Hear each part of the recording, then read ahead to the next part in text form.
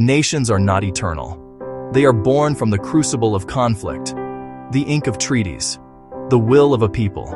They rise, casting long shadows across history. For a time, flags fly proudly. Anthems stir souls. Borders seem as permanent as mountains. But the map is not etched in stone. It's a living document, redrawn by war, politics, revolution. The lines we see today are a snapshot, a story of constant change.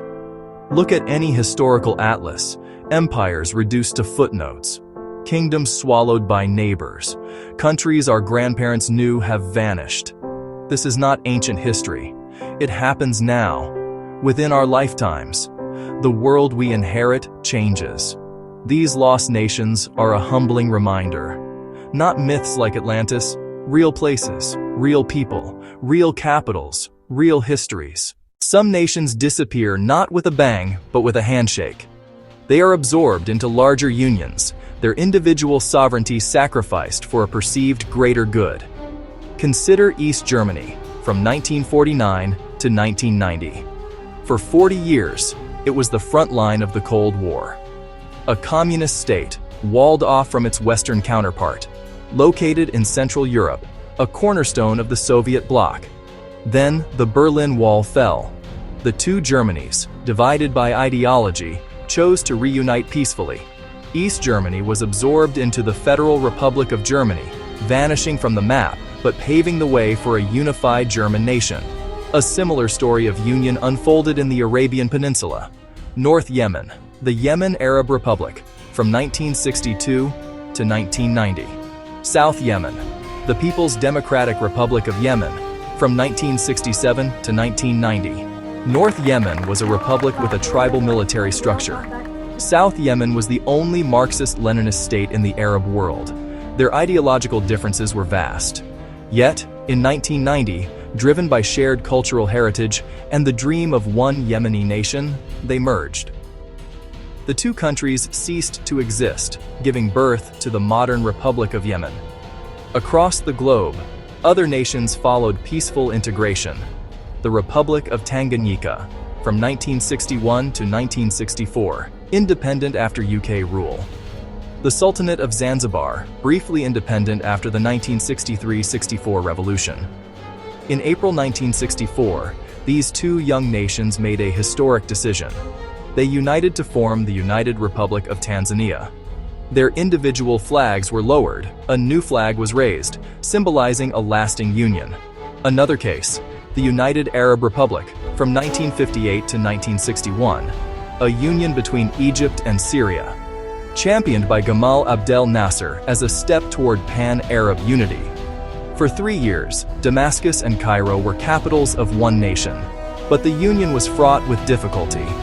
Political tensions and Syrian resentment over Egyptian dominance led to a coup in Damascus. Syria seceded, and the United Arab Republic dissolved. Its grand vision of Arab unity dissolved with it. Not all unions end peacefully. Some nations are torn apart by internal conflict, their very fabric ripped asunder by ethnic hatred and political collapse. The most dramatic modern example is the Soviet Union, from 1922 to 1991. For nearly 70 years, the USSR was a global superpower, a vast communist empire stretching from the Baltic Sea to the Pacific Ocean. It was a union of 15 republics, held together by the iron will of the Communist Party. In 1991, the monolith crumbled, splintering into 15 independent countries, including Russia, Ukraine, Kazakhstan. The red flag was lowered over the Kremlin for the last time. A similarly violent disintegration occurred in the Balkans. Yugoslavia, from 1918 to 1992, was a complex federation of 6 republics, a mosaic of ethnicities and religions forged after World War I. For decades, it was held together by the charismatic leadership of Josip Broz Tito. After his death, old rivalries resurfaced. Nationalism exploded, leading to a series of brutal wars. The country shattered. Slovenia, Croatia, Bosnia, and Herzegovina, others declared independence. The name Yugoslavia briefly lived on, but the multicultural state it once represented was gone, consumed by bloodshed and ethnic cleansing. Czech and Slovak leaders decided their people's aspirations were best met apart. On January 1, 1993, the country peacefully split in two. This velvet divorce created the Czech Republic and Slovakia, ending a 74-year-old partnership.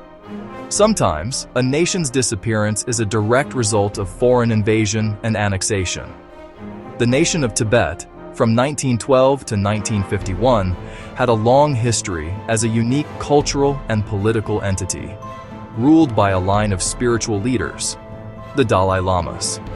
Tucked away in the high Himalayas, it maintained its own government currency and army. In 1951, the newly formed People's Republic of China invaded and annexed the territory. Despite international protests and an ongoing government in exile, the sovereign state of Tibet was extinguished. Its flag is now a symbol of resistance, a memory of a nation lost to conquest. The 20th century was an age of decolonization, but also one where new states briefly flared into existence before being reabsorbed. The Republic of South Vietnam, from 1955 to 1975, is a prime example. Created after the French withdrawal from Indochina, it was an anti-communist state backed by the United States. Its capital, Saigon, was a bustling center of commerce and culture. For 2 decades, it fought a bitter war against the Communist North. In 1975, Saigon fell.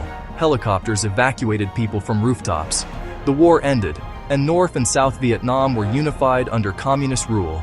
South Vietnam, its yellow and red striped flag, and its very existence were consigned to history. In Africa, the short-lived Republic of Biafra, from 1967 to 1970, represents a tragic story of secession. The Igbo people of eastern Nigeria declared independence, citing persecution and seeking to form their own nation. This sparked the brutal Nigerian Civil War. Biafra, though recognized by a handful of other countries, faced overwhelming odds. Blockaded and starved into submission, the republic collapsed after less than 3 years.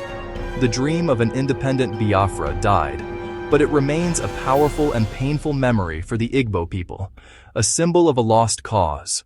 Sometimes, a name change signifies the death of one era and the birth of another. The nation of Zaire, from 1971 to 1997, was, for 26 years, the name of a vast Central African country.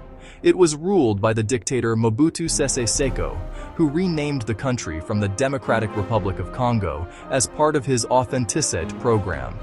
His regime was infamous for its corruption and authoritarianism. In 1997, a rebellion overthrew Mobutu. The new leaders immediately shed the name associated with his rule, restoring the country's original identity. Zaire vanished overnight, replaced by the Democratic Republic of Congo. Other nations were pawns in the great games of empires. The Republic of Formosa, in 1895, existed for just 5 months. They created a republic, hoping to garner international support.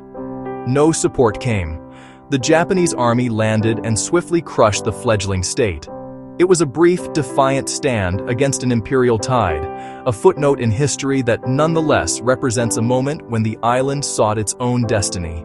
The stories of these 20 nations, East Germany, Yugoslavia, the Soviet Union, Czechoslovakia, Tibet, North Yemen, South Yemen, Tanganyika, Zanzibar, the United Arab Republic, South Vietnam, Biafra, Zaire, Formosa, Sikkim, absorbed by India, Newfoundland, which voted to join Canada, the Mauricenet, a tiny neutral territory between Belgium and Prussia, Ceylon, which became Sri Lanka, Prussia, the state that unified Germany and then was abolished, the Ottoman Empire, a vast power dismantled after World War I, are more than just historical trivia.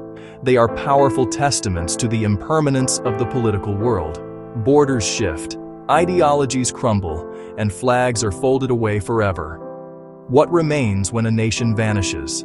The land remains, of course, now part of a different country. But memory also remains.